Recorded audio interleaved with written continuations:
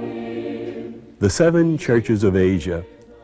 When we read those words, we think of Revelation chapters 1 through 3, the triumphant Lord walking in the midst of his church and addressing letters through John to the seven churches of Asia. Ian Fair and I are going to take you to visit those seven churches. The reason is simple. Now, Ephesus and Smyrna and Laodicea are names in your Bible, just names. But we believe that if they become real cities with real people who were New Testament Christians in the long ago, then the Bible will spring to life and become a living book. The Lord began addressing a letter to Ephesus, and that's where we are and where we begin, at the great theater in Ephesus. We'll come back to this theater later. Ephesus was a walled city in New Testament times, and the Curate Street ran from the main gate on the east into the heart of the city. Some sections of the ancient walls can still be seen on the crest of the hills surrounding the city. Today, as we walk down the Curate Street, we see evidence everywhere of the greatness of this ancient city. The street was lined with marble columns, sidewalks and shops, fountains, temples to the emperors.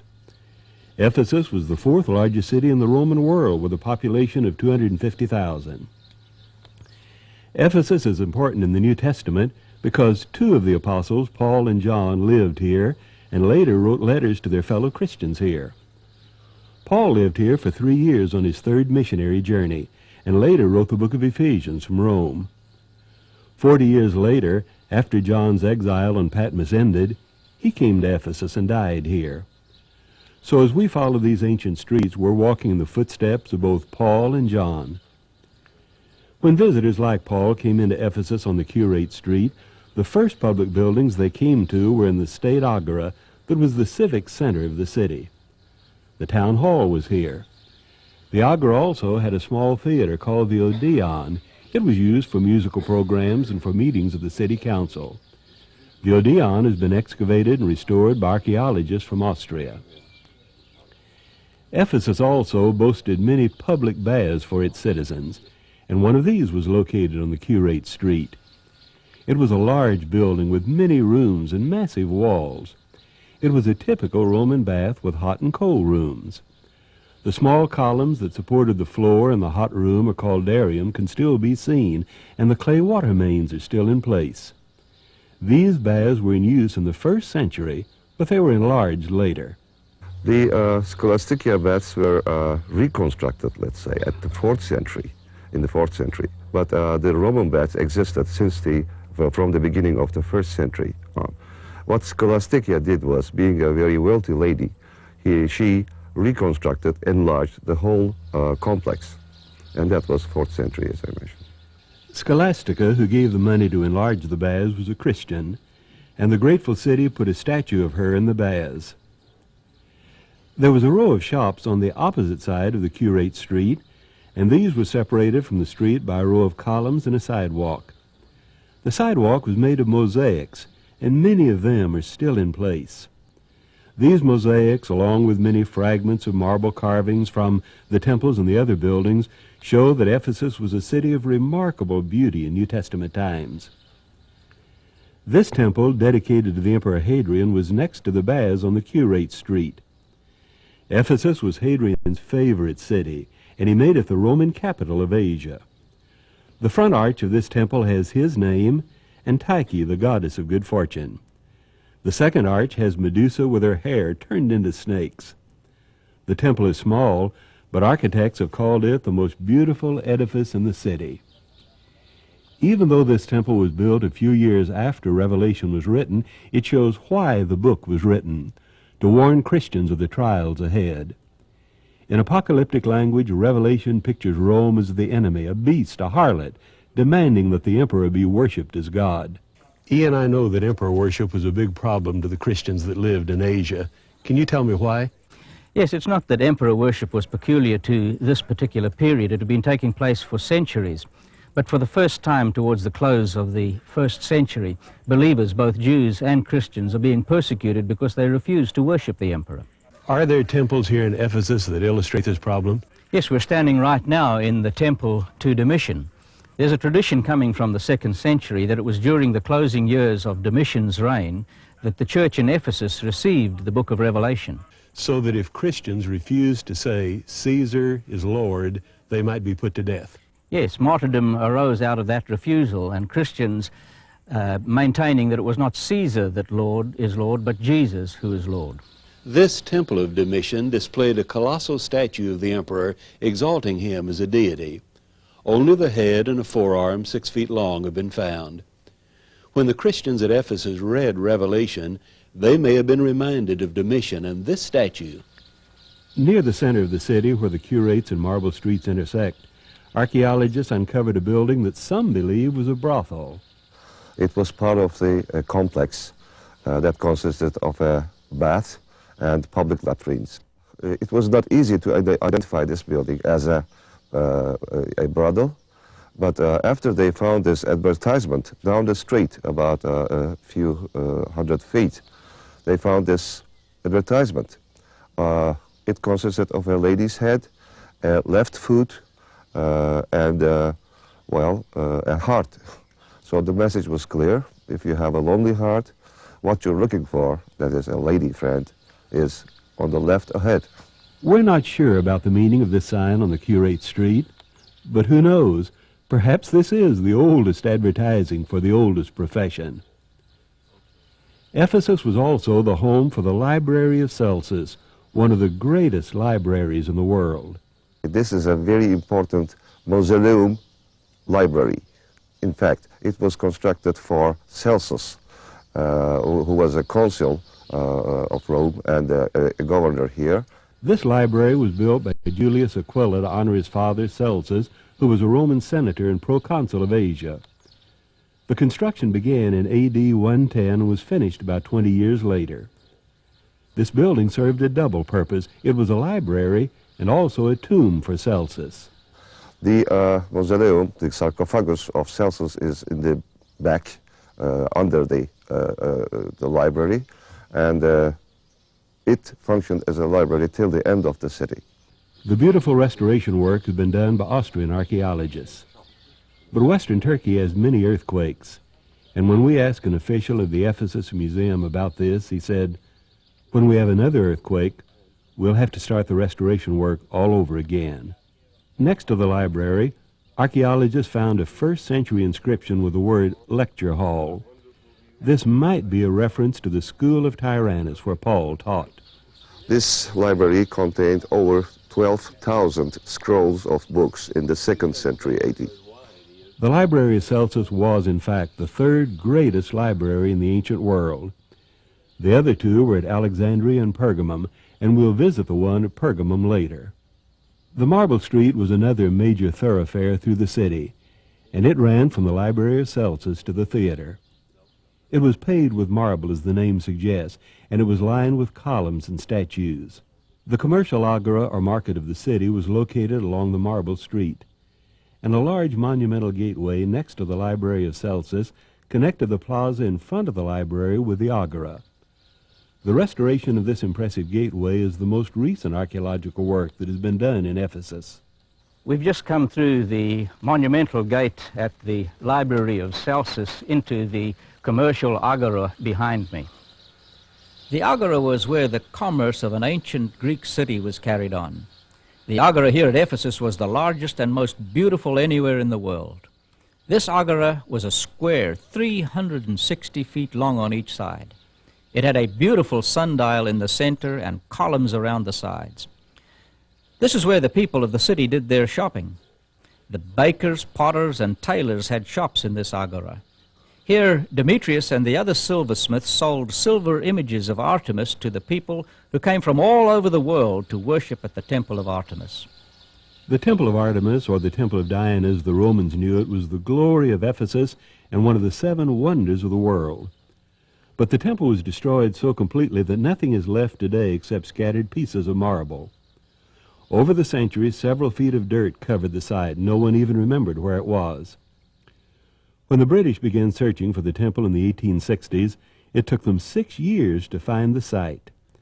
They restored one column to mark the site, and that column is home for a family of storks today. Sadly, these fragments don't give us much of an idea of what the temple looked like. It was the largest structure anywhere in the world, 361 feet long, and the first building of such size to be built entirely of marble. But there are two other temples better preserved that can help us visualize the magnificence of the Temple of Artemis. One of these is the Parthenon in Athens. The Parthenon was built about 100 years before the Temple of Artemis. Architecturally, the two temples are very similar, but the temple at Ephesus was 4 times as large as the Parthenon. The Parthenon had 46 columns. The Temple of Artemis in Ephesus had 127 that were twice as tall. 36 of these had sculptured bases that were overlaid with gold. The British Museum has one of these bases 7.5 feet in diameter. We can hardly imagine what a row of tall columns like this overlaid with gold would have looked like. The Temple of Apollo at Didymus, 60 miles south of Ephesus, also helps us to appreciate the Temple of Artemis. This temple was built at about the same time as the one in Ephesus, and it was designed by Paeonius, one of the architects who had worked at Ephesus. It is almost as large as the temple at Ephesus. 2 of the massive columns are still standing. Remember that the Temple of Artemis had 127 columns like these. This temple had 122 columns, and it was the home of the oracle of Apollo. Kings and generals from everywhere came here to seek counsel from the oracle. The Temple of Artemis was destroyed by the Goths in the 3rd century. In the 6th century, Justinian reused some of the columns in Hagia Sophia, his great church in Constantinople. But even though the temple is gone, many images of Artemis have survived. This one was found under the civic augur and is made of alabaster. Artemis was a fertility goddess, and she was always pictured with many symbols of fertility. This is the great theater in Ephesus, and it's the scene of one of the most dramatic moments in Paul's ministry here, recorded in Acts chapter 19. This theater was already 300 years old when Paul's enemies stirred up a riot here, but it was enlarged by the Emperor Claudius at about the time Paul lived here. The theater of Ephesus was first constructed right after Alexander, of course, but what we see here is almost totally Roman theater. So we don't know exactly what the capacity of the Hellenistic theater was, but this now is estimated to be have a capacity of 24,000. The theater was built on the side of Mount Pion, and its 24,000 seats were in 66 rows up the mountainside. The acoustics are so perfect that when a coin is dropped on the marble stage, the sound can be heard clearly on the topmost row. Near the end of Paul's 3-year ministry at Ephesus, a tumultuous riot rocked this theater. It was incited by Demetrius and the silversmiths who were being hurt by Paul's preaching. The Temple of Artemis was the foundation of the city's prosperity. People came from all over the Roman world to worship Artemis. While they were here, they bought silver shrines. The temple was also a treasury or bank, and silver and gold poured in from many countries. But Paul's preaching was so effective that the worship of Artemis was in decline. The silversmiths were losing money, so they stirred up a riot. The city was in an uproar, and a mob milled around in this great theater shouting, "Great is Artemis of the Ephesians." Paul wanted to confront the mob, but his friends would not let him. Later, as Paul looked back on these days, he remembered that he had despaired for his life. He wrote, "We felt the sentence of death." Paul also said that he fought the wild beasts at Ephesus. This may refer to Demetrius and his other enemies, or it's possible that he actually fought wild animals in the stadium, or maybe even here in this theater. Ephesus had another major street, the Arcadian Way, and it stretched from the theater to the sea. Arcadian is actually the harbor street. In other words, at the end of the street here was the harbor at the times of the New Testament. Well, this sea is now about 7 miles away to the west. Ephesus is located on the Cayster River, and over the centuries the river has filled the harbor with silt. It was already a major problem in the 1st century. Today, we can't even see the water of the Aegean Sea. But in New Testament times, it came to the end of the Arcadian Way, and that's where the ships anchored. We can visualize ships tied up at the piers, and we can see Paul and later John coming down the gangplank and walking into the city on the Arcadian Way. The first churches had been planted in Asia about 40 years before Revelation was written. By the end of the first century, Asia had many churches and Christians, but these churches faced serious problems. In most of the 7 letters, the Lord has praise and encouragement, but these are tempered with rebukes and warnings. Hanging like a sword over all the churches was Rome and her claim that Caesar is Lord. The letter to the Ephesians is the first of 7 letters of Jesus to the church in Asia. Perhaps it is first because of the prominence of the church of Ephesus in this region. Jesus begins by commending the church for its hard work and its faithfulness and for its doctrinal purity. But doctrine and works alone, unbalanced by a love and passion for Jesus, would not carry the Ephesians through the trials they would soon have to endure. Jesus' message was simple and direct. But I have this against you, that you have abandoned the love you had at first. Remember then from what you have fallen, repent, and do the works you did at first. Their reward for faithful, loving service to Jesus was that if they should die as conquerors, which is John's favorite term for martyrdom, they would eat of the tree of life and live forever. The church in every generation is called to a balanced faith in which doctrine builds on the primary foundation of love for God and Jesus. The real sustaining power of the Christian faith is love for Jesus.